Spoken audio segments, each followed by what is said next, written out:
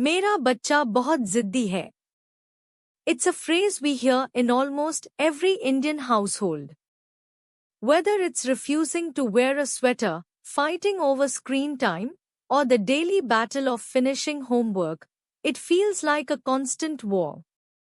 You push, they push back harder. You raise your voice, they shut down or explode. By the end of it, everyone is exhausted and upset.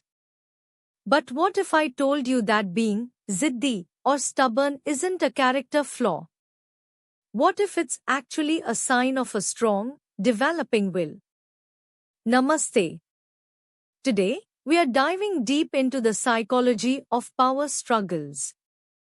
We aren't just looking at how to make your child listen, we are looking at how to build a relationship where they want to cooperate. In traditional Indian parenting, obedience is often seen as the ultimate goal.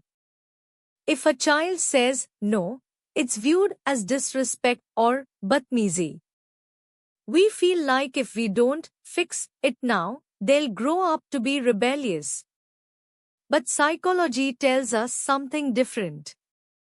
A child who is firm in their no is a child who is learning where they end and the world begins. They are testing their autonomy. Think about your own life. Do you like being told exactly what to do, how to do it, and when to do it every second of the day? Of course not. You'd feel controlled and resentful. Your child feels the exact same way. When we give them zero choices, their only way to feel powerful is to resist us. The aha moment here is that power isn't a cake, where if they have some, you have less. Power is like a light. When you share it, the whole room gets brighter. When we give children a sense of healthy power, the need for rebellious power disappears. Let's look at a common Indian household scenario, the mealtime battle. Khana khao. Nahi khana. Khaoge kaise nahi? Chup chap khao. Does this sound familiar? In that moment, the food is no longer about nutrition. It's about who is going to win. And here's the secret, in a power struggle with a child, even if you win, you lose. Because you've lost the connection. So how do we shift from winning over to winning with? The first tool is limited choice. Instead of saying, go take a bath now, which invites a no, try, do you want to hop to the bathroom like a frog, or walk like a dinosaur? The goal is the same, a bath, but the child feels in control of the process. The second tool is checking the environment. Often, what we call stubbornness is actually overwhelmed. Indian schools are high pressure, and our social lives are busy. If your child is refusing to do homework, are they being ziddi, or is their cognitive tank just empty? Sometimes, they need a 10-minute hug more than a 10-minute lecture. Third, we need to validate the feeling.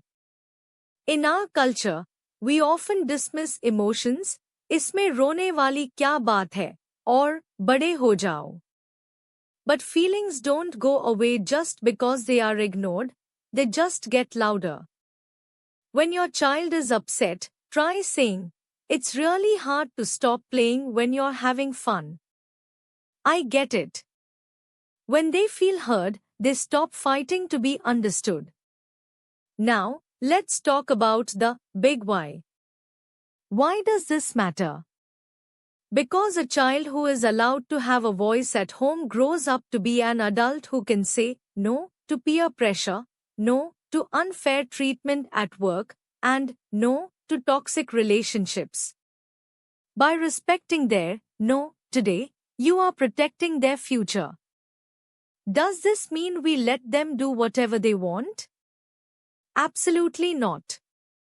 Boundaries are the walls of the house, but empathy is the floor we walk on. You can say, I love you, and the answer is no. You can stay firm on the boundary while staying soft on the person. That is the essence of gentle parenting. Imagine a home where Ziddi is replaced with strong-willed, where battles are replaced with negotiations. It's not a dream, it's a shift in perspective. It starts with us. It starts with realizing that our children aren't trying to get us, they are just trying to find themselves. Next time you feel that heat rising in your chest during a clash, take a breath. Ask yourself, am I trying to control them, or am I trying to connect with them? The answer to that question will change the energy of your entire home.